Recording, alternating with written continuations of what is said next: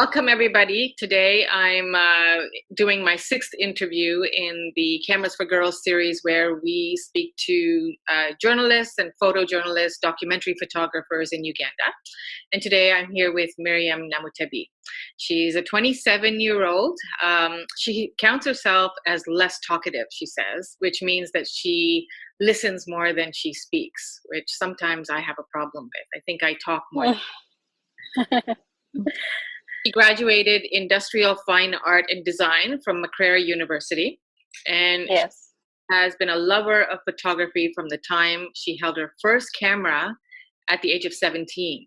The first time I held my own camera was at the age of 10. My dad also gave me a camera. Dad handed her the first camera as a graduation gift, I think it was. Yes, it was. Film S200 EXR. I love Fuji. I use Fuji. Do you still use Fuji? No, I stopped using Fuji. That was my first and only Fuji camera that I've ever owned. Okay. It's a brand that I love, but due to the camera business in Uganda, you would find Fuji less than you'd find Nikon or Canon. So I kind of adopted to Nikon. Okay. Yeah, right now I use Nikon more than anything. I'm addicted to Nikon now. Yeah. Okay, cool. Her love for the camera is so intimate it could pass as her diary. That's interesting. Passionate with photographing still life and humans, she has extensively explored bodies of people afflicted with vitiligo. Is that how I say it? Vitiligo? It's vitiligo. Okay, it's pronounced differently. Vitiligo. Yeah. Chronic skin condition, as having faced it herself, she found the strength to document this. Currently, Miriam, well, I guess you did this project years ago, or are you still continuing to do this project? I did the project when I was still, when I was in my third year, my final year at school, and I had to do a photography project. And I was searching around for topics. And my classmates were ahead of me because they had different topics and different ideas. And I was really searching around for a topic that would impact something into society, that would speak for itself using photography. So I was having a conversation still with my dad one evening, and he told me, but you have a skin disorder that you have been trying to battle throughout the years. Why don't you speak about it? If you feel confident right now to move around without covering it, then why don't you do something about it using photography without covering it? I have vitiligo on my legs, especially on my left leg and my left thigh. I have vitiligo. So he told me this is something that you could speak about using photography. So I thought it was a good idea. And thank God in my school, that is the Margaret Charles School of Fine Art, there was a student in my second year called Walusa Duffin who had the same disorder. Yes, she had the same disorder. She has the same disorder, her whole body. So I approached her and I asked if I could document her as my subject for my photography, and she accepted, and we talked about it and the impact it would have on her, the impact it would have on me, how it would strengthen the two of us. And we try to live with each other and strengthen each other, living with a disorder that people don't know about.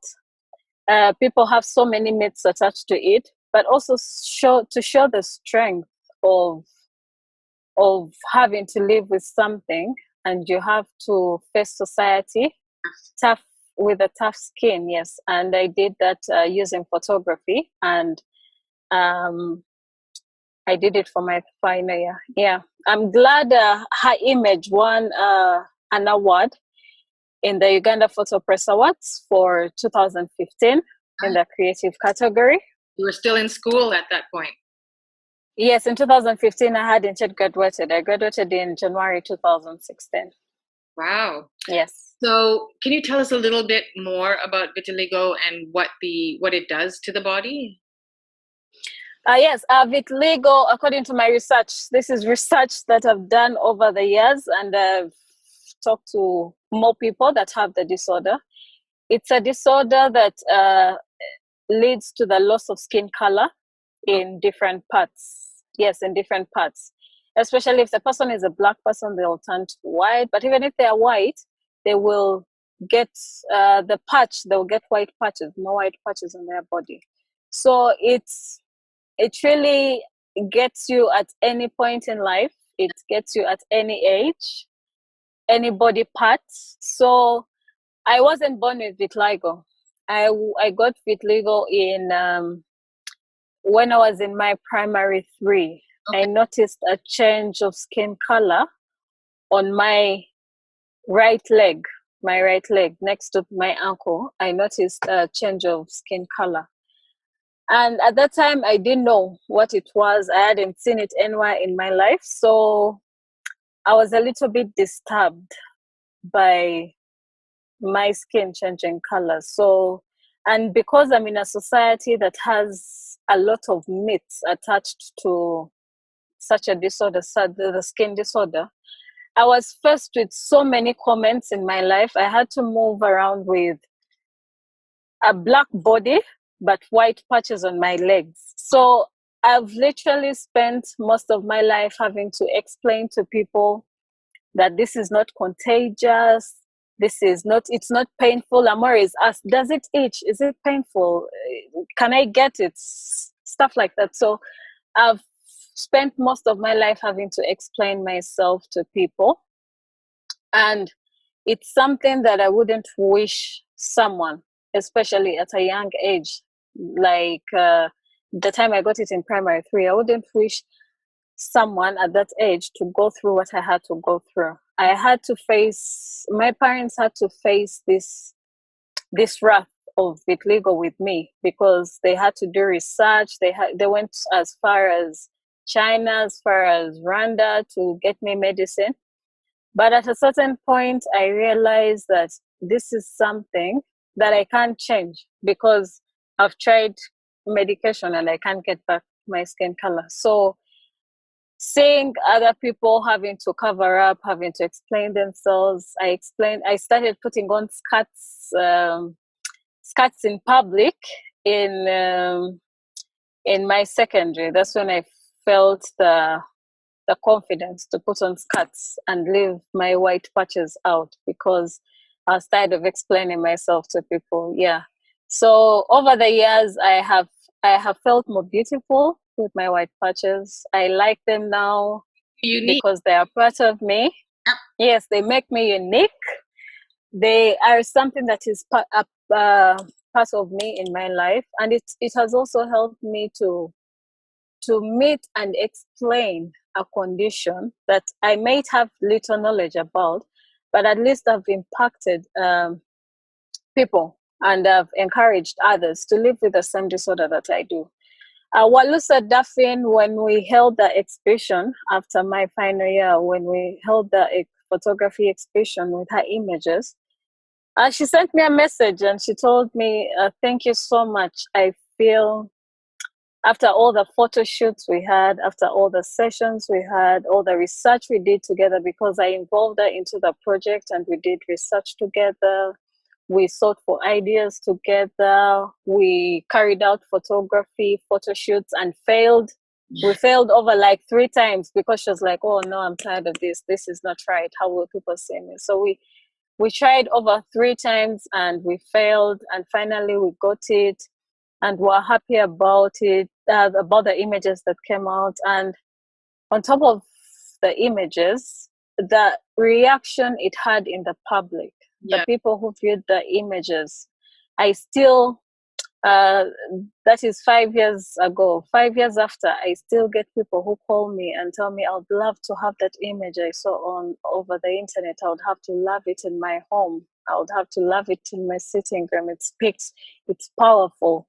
So I feel happy that at least my photography impacted something into society. Yes, it spoke about, it communicated to people in society. And now it's and because there is I don't know her name, but there is a professional model who has the same condition, and yes, in the years, yes, and open about it, and it's come mainstream now. So it's nothing to be ashamed of, right? Yes, I'm proud of it now. I'm proud of my purchase. I am. So, how did you, what, I know your dad gave you your first camera, but Hmm. you take that from, oh, I like this is fun, I'm taking great photos, to wanting to make it a career? Uh, it's not something that I've ever dreamt of. I did. Truthfully speaking, I didn't dream of. I'd never thought about becoming a photographer in my life. Never. It had never crossed my mind. You know, when you're growing up and they ask you, what do you want to be? Although you say a doctor, I want to be a lawyer. I don't even know how to be a lawyer, but yes. In my high school, we had to get options of what to study. Options, yeah. So I chose fine arts as one of my options, fine art. And it was basically just choosing an option, getting all the four subjects and getting out of school. Yes. And then I got to university and I had to choose a course to take. And because I had adopted the love for fine arts, I chose industrial fine arts and design at Margaret Rowell School. So when I get there, still we had to get options, three options. And I'm like, oh God, it's back to options again. But then I was very impressed that they had something called photography as one of the course units, as one of the options. So I was like, okay, let's see how photography turns out. So I chose photography as one of my three options. And because at home I had been given a camera, Mhm. I was like, I already have equipment. Part of the equipment, I have a camera. So let me go in for photography. But when I had my first, because I thought photography was, I'd never held a camera. So I just thought it was uh, look through the view window and shoot. And that's all. I didn't know there was manual, automatic, all that drama. I didn't know about it. So I get into class, and the first lecture was a very interesting lecture. I got to know about a dark room. I got to know about composition. I got to know how I could put my art to use. And I was like, this is something that I would actually love to do. This is something that I would actually love to try out. And by the time I got to my third year, I was so addicted to photography. I would go out and shoot aimlessly. Now I had upgraded. I had got a few other elements of photography, and I had got more equipment. So it was interesting how having to play around with light, and people look at you and they're wondering, what is she doing? That really impressed me so much. I felt like a doctor in my own right, because I felt like I was controlling something, having to control light, having to control someone and tell them, no, you don't look, knowing body features of people and how best they can look, and having people to tell me, make me look pretty. So I found that very, very interesting, and having to put all these things to use, explaining to people, looking at my parents, very impressed at what I do, and they're like, oh, does this bring money really?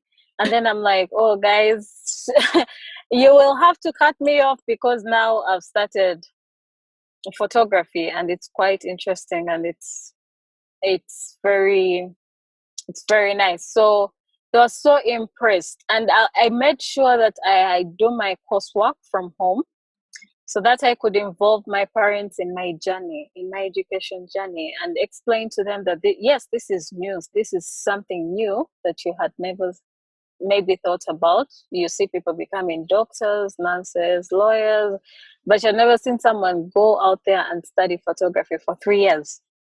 So I involved them in my coursework. I would do my coursework in their presence.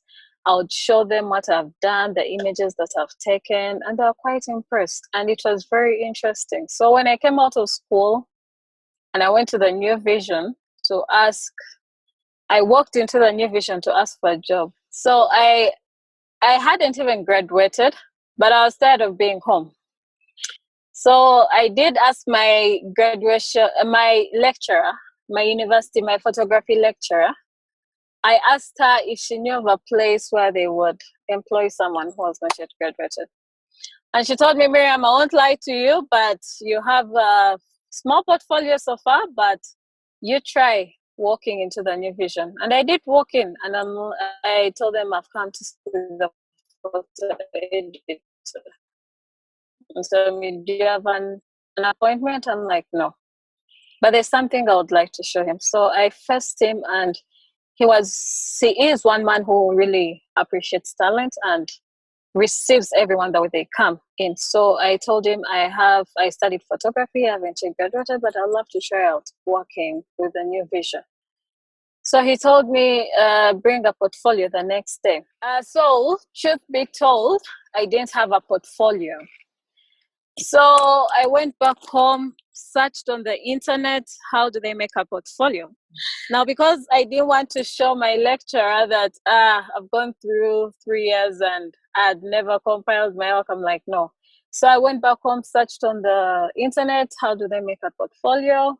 I got a few ideas. I used Illustrator, laid it out with the few photos that I had that I felt were really nice, and I could present them before a committee. So I organized a few photos and I went to town, printed a portfolio book, and delivered it the next day to the new vision. And when he looked through, he was smiling. You showed him the portfolio? Yes, I showed him the portfolio. Mm-hmm. And he was very impressed. And he asked me, when do you start? Oh, wow. Truthfully, I didn't know that he would even he would go past the second page of the portfolio. So when he asked me when I could start, I was very excited. I couldn't believe it. I was like, how? Like, how did this happen? So I'd never heard of freelance. I'd never heard of staff photographer. I just knew photographer. So I started with my Fuji camera the next Monday. Yeah, I started with my Fuji camera, and over the years, I have grown in career-wise. I am now a staff photographer at the New Vision. Yes, I have grown over time. I'm assuming that most people would start as a freelancer before moving into staff. Yes. You start as a freelancer. They see what you're capable of, and maybe they can recommend you for staff. I did sit interviews to become a staff photographer.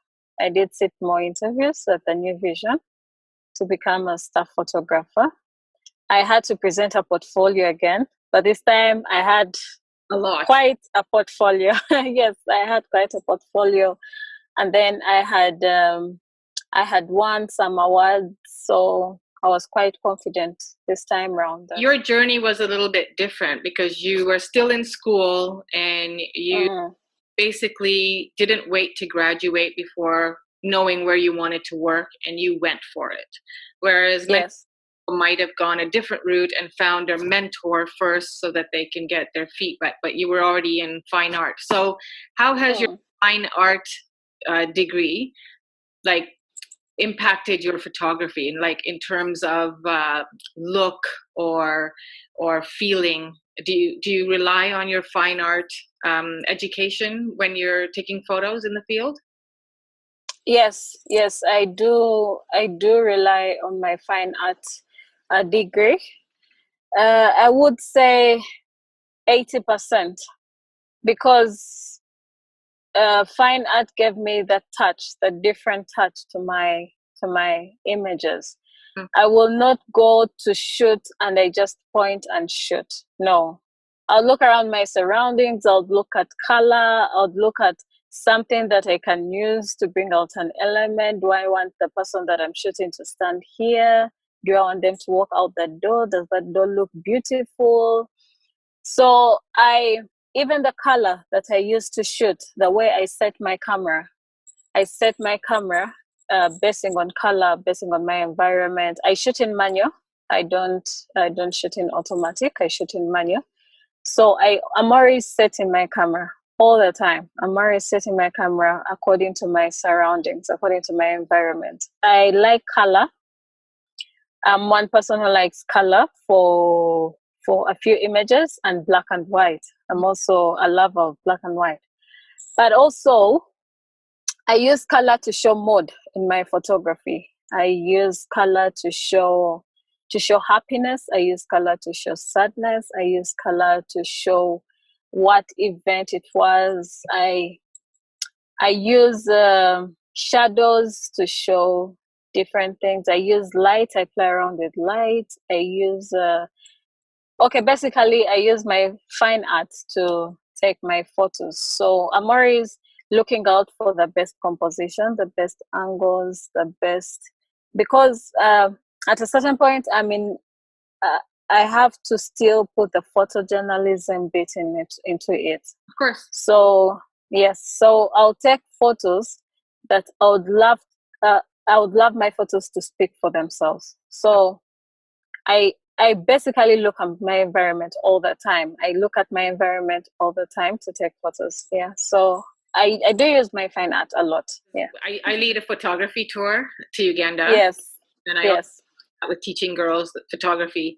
But I'm from Uganda. So as soon as I explain that I'm originally from Uganda, the doors will open most of the time to me, because it's about having conversation and understanding different cultures, different background. Even though I'm from Uganda, doesn't mean that because I'm from there, I know what life is like.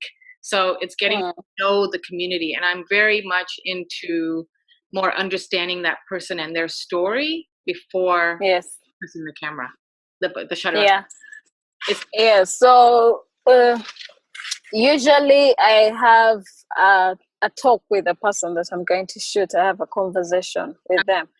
But also, I don't know how to say this, but because I'm female, yes, and I am a little bit fashion sensitive on me, so it's really it's according to my assignment or what I'm going to shoot. I dress according to my assignment. If I'm going for a party, I will look all glamorous, and I'll look like an invited guest, really, like who's just going to sit there and look pretty, but I'll be, yes. But if I'm shooting in a place like downtown, I will dress like the people that I'm going to shoot. If I'm going to a ghetto, I will not go there with fancy clothing and stuff. Why? Because I believe that also helps the people feel at home with you. If I go to the ghetto and I can try to speak the language that they speak. I don't have to greet them, oh, hi, how are you? How was your day? Because they won't appreciate that. I'll have to go there and I'm like, in Uganda, they say, hey, chimwana, and I fist bump with them. Because I want them to feel, at the end of the day, I want them to feel safe with me and them to feel safe with my camera.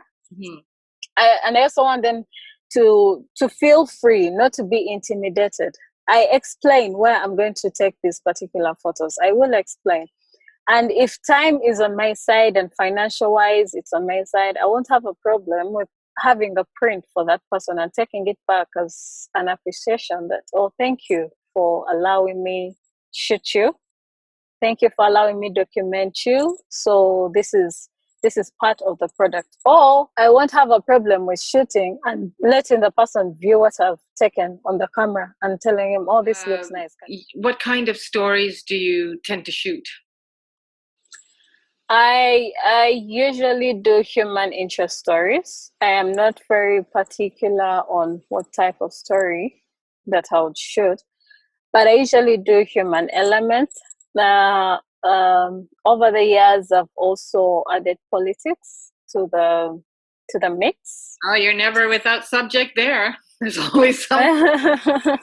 Yes, there's always something. But I'm also I also shoot at the Parliament of Uganda. Yes, on behalf of the New Vision. So that's the political bit of it. But usually I go for human interest stories. I like dealing with women. I like dealing with men. Daily jobs, daily life, our daily lives in Uganda. How do we conduct our daily lives in Uganda? I like dealing with that as well. So I'm not really particular on that type of story, but if I find a human interest angle in a particular subject, then I would love to go for that and exploit that and get to know people. Of last year, I did something connected to grasshoppers. I Oh, believe you've been in Uganda. I ate them for the first time last year, and they were kind of like yummy. It was different to try them. I was scared, but the woman who was selling it at uh, Nakasero Market, she Nakasero, yes. was fantastic. Like we Yes. for half an hour talking. Yeah, so I did a documentary on grasshoppers, photo documentary on grasshoppers in Uganda, because that is one of the foods that people eagerly wait for in Uganda. They come twice in 1 year, so people are eagerly waiting for that. So I was like, why don't you do something about grasshoppers in Uganda? It's human interest, really. And I went to Nakasero market because it's one of the markets Mm-hmm.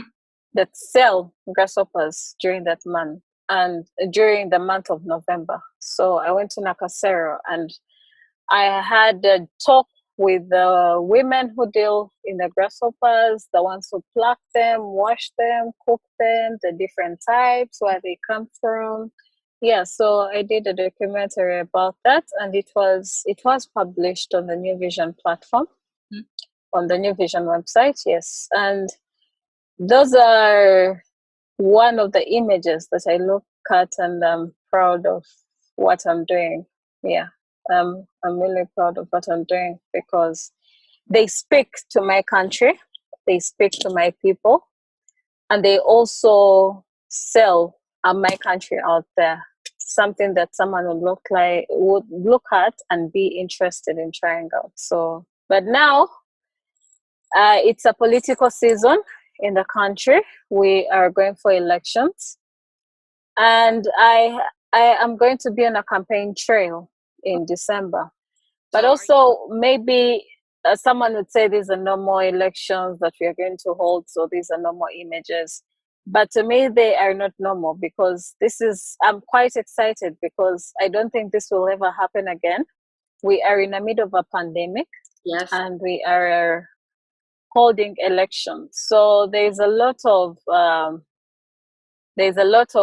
precaution. There is a lot of before elections, campaigns would be held in stadiums with over 1,000 people, over 1,000 people. But now the limit is 200 according to our regulations. So I'm quite excited to see how that will turn out, how they will hold campaigns, if they will, and also the images that I would like to get. Usually campaigns are vibrant.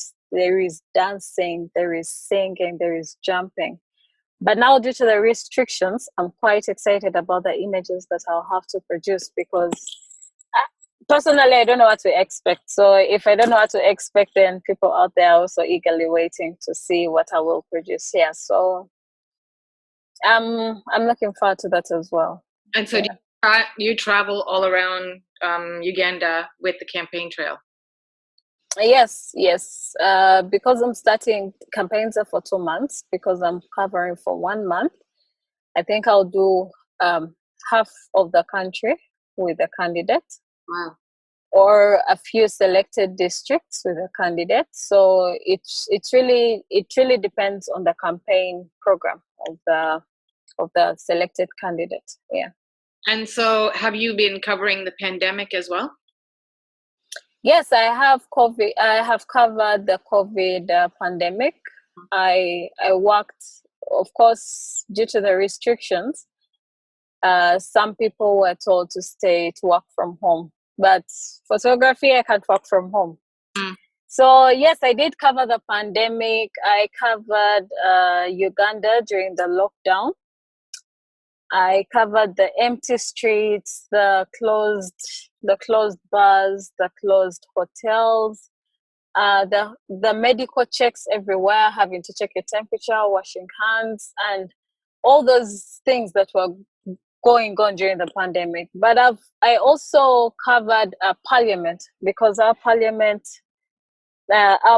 sessions weren't closed during the pandemic. Yes, so I covered parliament. And the difference may be it's the only time in my life that I have seen our members of parliament and our ministers having to sit in a compound to carry out their parliamentary sessions. Okay. Usually they're in a chamber. Yeah. But this time around, they had to set up tents and sit in a compound, actually a parking lot, to carry out their sessions. So that was a little bit interesting.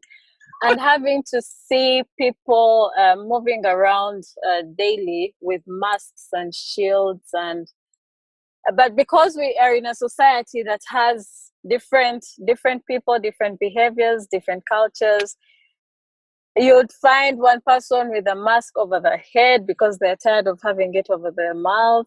Then you have others having them around their chin. Then yeah, so those are images that I'll hold on to for probably the rest of my life, because I don't know if a pandemic will ever happen again, or we shall ever. We hope not. Yeah. No. But those are images that showed that also impacted on my life, and showed me we shouldn't take anything for granted, because yeah, never in my life had I ever imagined that I would wake up one day and I wouldn't have to drive. I wouldn't have the right to drive around freely unless I had a sticker or a ticket. I'd never thought that I would wake up one day and a street is empty. A usually busy street in Kampala is totally empty. Shops are closed. I can't walk into a restaurant and have my food on a table and eat it. I just have to have it delivered. So it showed me that life can change anytime. Anytime life can change. So never to take anything for granted. And photography wise, it showed me you can lose a moment by a snap. If you don't record a moment, it's gone. Because if one has not recorded wearing on masks, you will never have a chance to ask people, over 200 people, please wear masks, I have to take a photo. No, it can't happen. So this is something that has happened. Document it, like instantly, store it, and keep hold of the photos. Yeah, so it was quite interesting to have to do photography during a pandemic. Yeah. So this is the last question. So like I teach photography to local girls in Uganda who are striving to be journalists and photojournalists. And what's one piece of advice you would give to them? They're either still in school in their last year of mass communications, or they've graduated and are looking for work. I do have quite a package of advice to give them. One, I would love to speak to the girls, especially. Do not be intimidated by anyone. Do not feel small when you are holding a camera. I usually tell people I do love lipstick, and I love lipstick for one reason. When I wear that lipstick and I hold my camera and I put on my high heels, I do shoot in high heels sometimes. So when I wear my lipstick and I wear my high heels and I hold my camera, no one can tell me anything, because I feel powerful at that moment.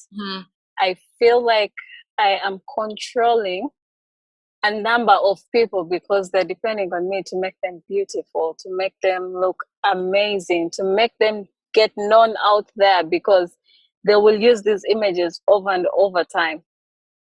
And I would love to speak to the girls and tell them, do not get intimidated by anyone. I do know that this is a male-dominated field, but it is not it is something that you can do. What a man can do in photography, you can do even twice as much. All you have to do is compose yourself,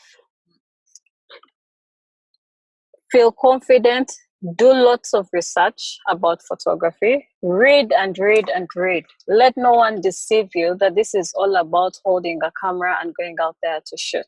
Absolutely. Do read lots and lots. Do research. Do interact with other photographers. Do not feel like someone who has known it all, because you can never know everything in photography. Do speak to other photographers, but also as a lady, go out there and search for the things that you want to shoot. Do not feel intimidated, but also know that you have the power and the energy to get any image that you want. There are places I've gone to, and the males have been denied access, but because I'm a female, use that female power that you have, use it, and you'll be like, oh no, I just come here to shoot something. And yeah, so use that power that you have. We have a lot of power as females, but we feel intimidated because we believe this is a male dominated field. And it quite annoys me when someone says, oh, you're a lady and you're holding a camera. No, you should be seated behind a desk in AC and doing those small, soft jobs. No, hold your camera, go out there, shoot. Yeah, be proud of what you do. Feel energetic, because this is something that wasn't put there for